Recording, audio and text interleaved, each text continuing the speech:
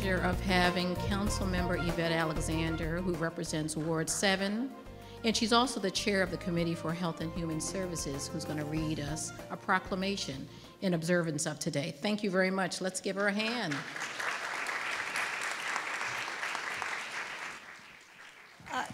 Good evening. And today is also a special day because the council had their last legislative session before summer recess today. And actually, Alexis Taylor was just unanimously voted on and confirmed as the official director of the Office of Disability Rights. So congratulations to you today. 25 years is not that long ago, is it? But nonetheless, it's a great day to celebrate. And this is a ceremonial resolution on behalf of the Council of the District of Columbia. It is indeed an honor for me to chair the Committee on Health and Human Services. And so this is to recognize, honor, and celebrate the 25th anniversary of the Americans with Disabilities Act and the tremendous impact the passage has on the ability of all Americans with disabilities to lead full and productive lives. Whereas in 1986, the National Council on Disabilities recommended an enactment of an Americans with Disabilities Act and drafted the first version of the bill, which was introduced in the House and Senate in 1988. Whereas Senator Tom Harkin, who authored what became the first bill, we can clap for that, for Tom Harkin, who authored what became the final bill, and it was his chief sponsor in the Senate, delivered part of his introduction speech in sign language, saying it was so his deaf brother could understand.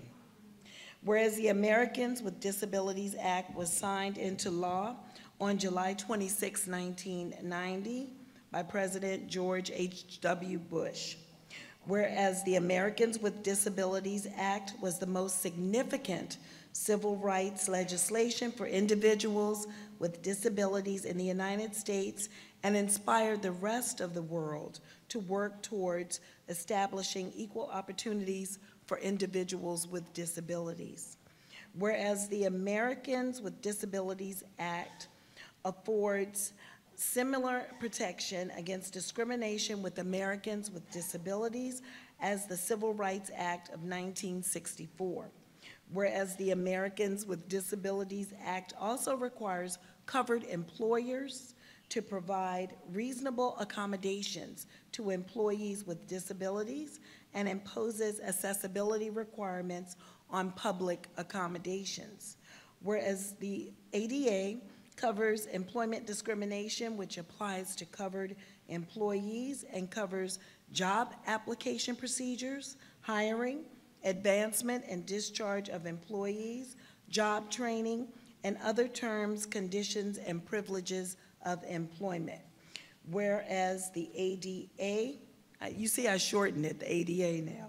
Whereas the ADA prohibits disability discrimination by all public entities at the local level, schools, school districts, municipal, city, county, and or state level, applies to public transportation provided by the public entities through regulation by the U.S. Department of Transportation, and includes the National Railroad Passenger Corporation, along with other commuter authorities, and applies to all state and local public housing, housing assistance, and housing referrals.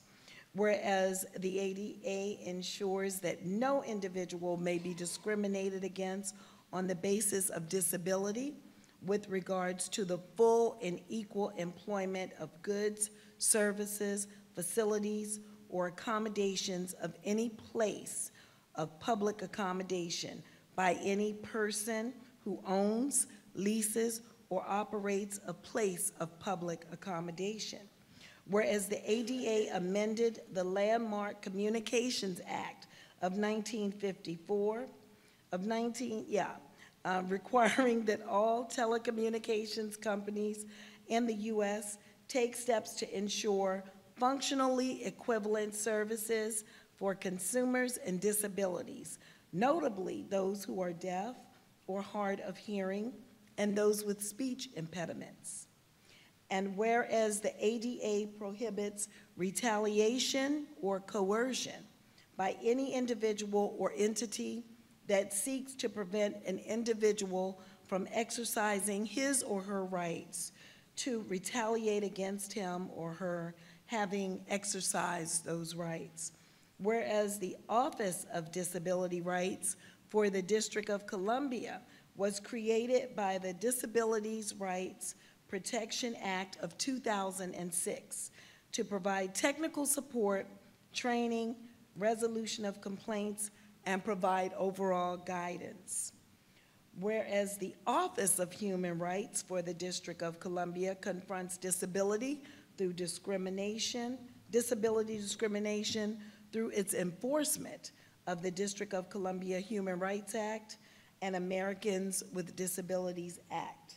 It is hereby resolved by the Council of the District of Columbia that the Council of the District of Columbia recognizes, honors, and celebrates the 25th anniversary of the historic Americans with Disabilities Act. This resolution may be cited as the Americans with Disabilities Act Anniversary Recognition Resolution of 2015. This was voted on today. There will be a formal signing of this resolution, and I am pleased and honored to present that. Happy 25th anniversary.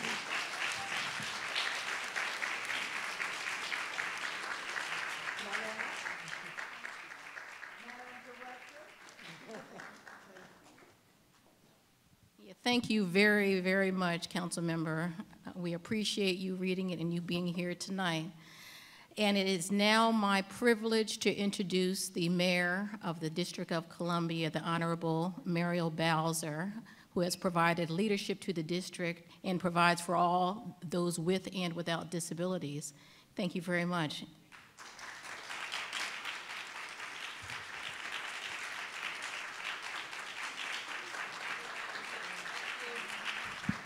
Well, good evening, everybody.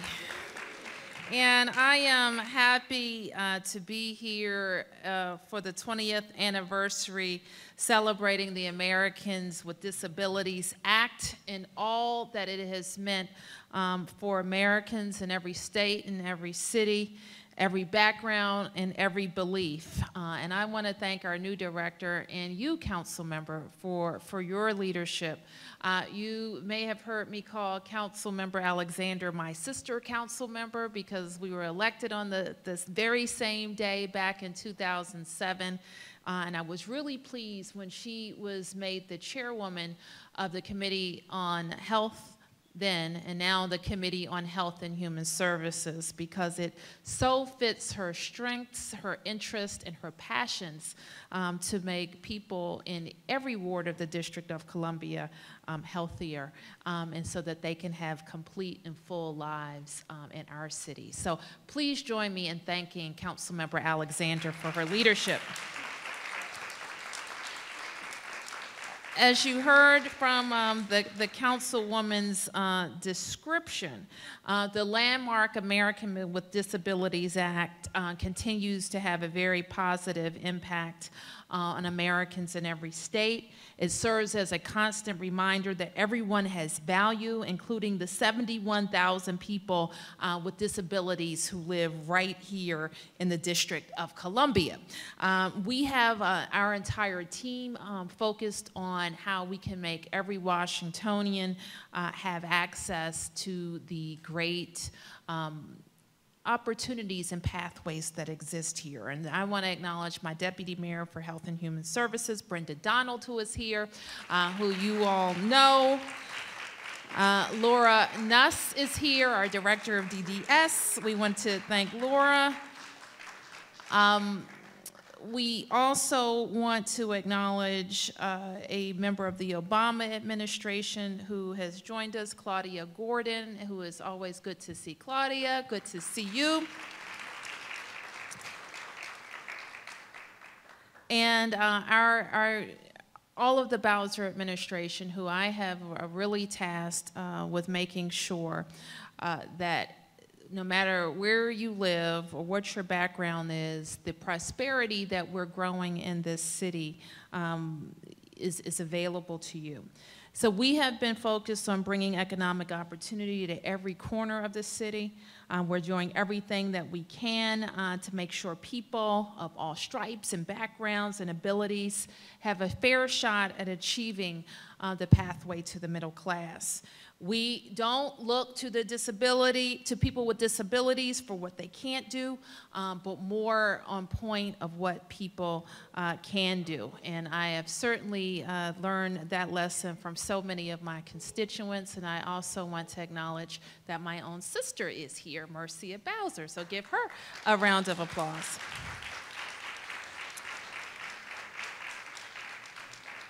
So through the work of our Department of Disability Services, DC is leading the nation in successfully implementing Employment First to facilitate the full inclusion of people with the most significant disabilities in the workplace, in the community.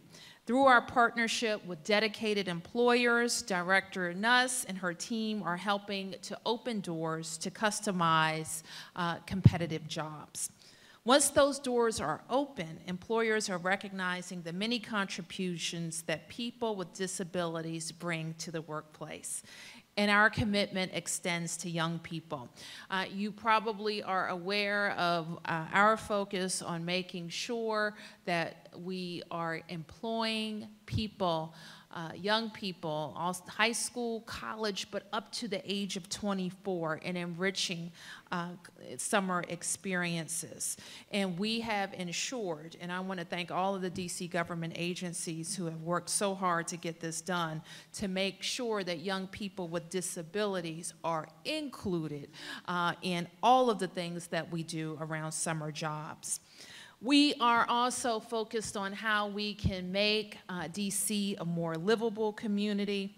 And we know that often people with disabilities encounter so many obstructions in just living their daily lives. So when we are talking about affordable housing, which we know is a tremendous issue for everybody, we have to also make sure that we're challenging the development community to make sure the development of affordable housing is inclusive.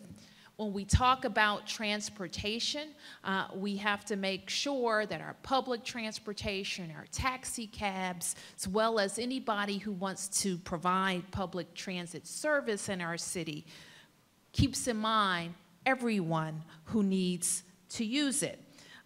And that includes parking and parking meters and everybody who is providing transit service in our city.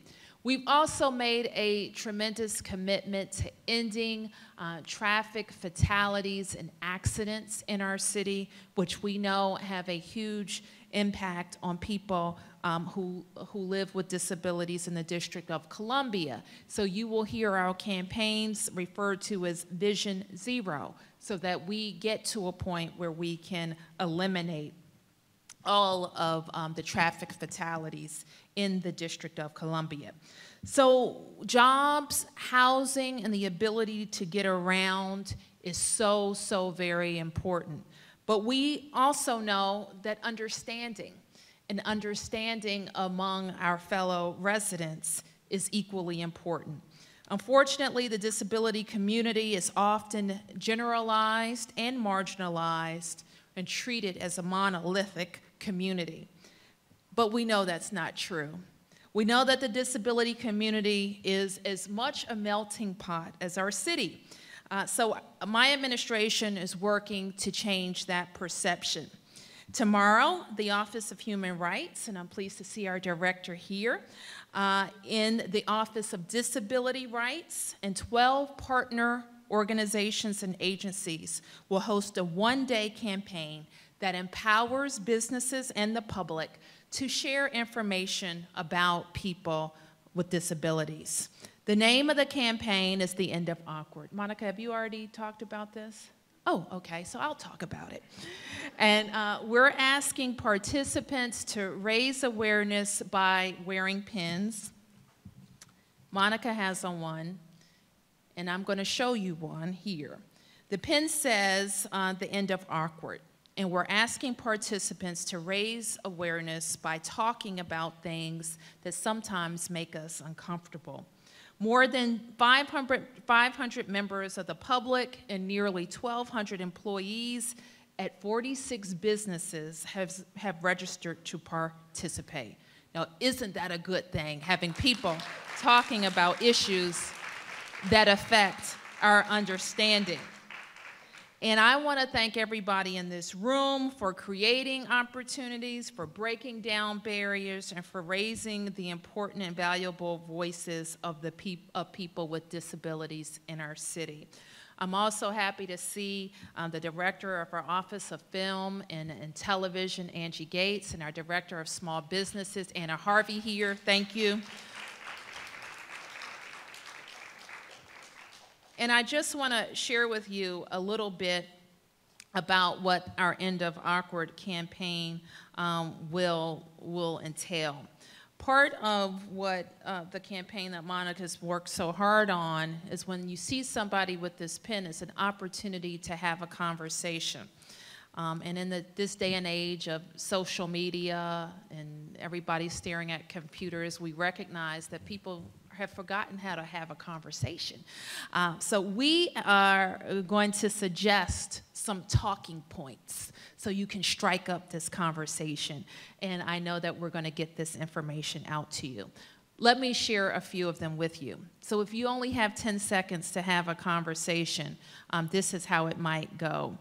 American Sign Language, this is a fun fact, is fun to watch, but if you're having a conversation with someone who is deaf or hard of hearing, be sure to watch them and not the interpreter. So can somebody have that conversation tomorrow? Here's another one. Don't automatically assist someone with a disability without asking first. It's okay to offer help, but respect when someone says no. Can you have that conversation tomorrow? Okay, here's another fun fact. People with disabilities have sex with people with and without disabilities. So there's no need to ask about logistics because that would be awkward.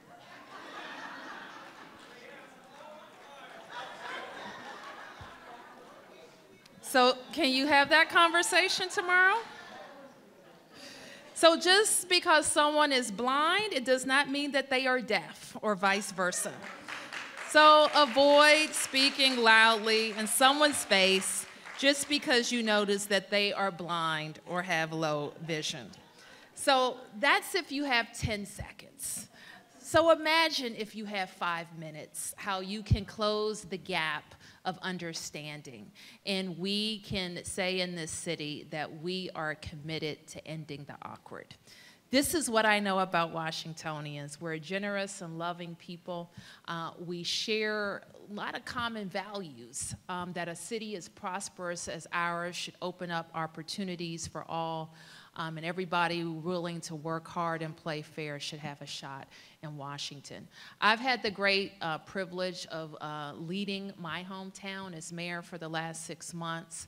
I think that we've worked hard with a great team to invigorate a fresh start in many different ways. I'm grateful to the feedback that we've gotten from the residents of the District of Columbia, and I hope that you recognize that we're working hard. We have big and bold ideas. We are challenging every member of my team to think differently. What we say is fresh about how we approach our work, but we can only do it with your help. We can only do it with you continuing to challenge the status quo and let us know what we need to do differently. So when you see Alexis, that's Alexis, right? When you see Laura, when you see Monica, this is what I want you to do. Work them hard. And when you think they can't take any more, work them even harder. And I've chosen these women, which is kind of a theme in my administration. I've chosen these women